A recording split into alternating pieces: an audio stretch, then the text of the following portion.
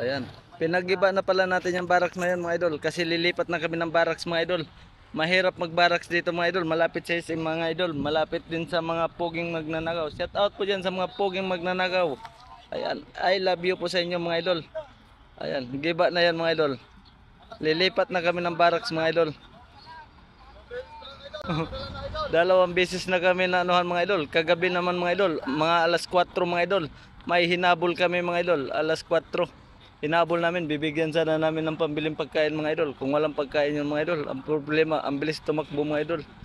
Ayan, binalik-balikan kami mga idol. Oh. Malapit kasi kami sa SM mga idol. Ayan, dami pong mga poging rugby boy dyan mga idol. Oh. Ayan oh. Dami mga poging rugby boy dyan mga idol sa SM mga idol. Ayan, SM mga idol, sa ilalim yan mga idol. Marami tayong kaibigan dyan ng mga poging rugby boy mga idol. Kaya binabalik-balikan kami dito mga idol kahit umaga mga idol. Yung kasamahan namin mga idol, ubos ang damit mga idol.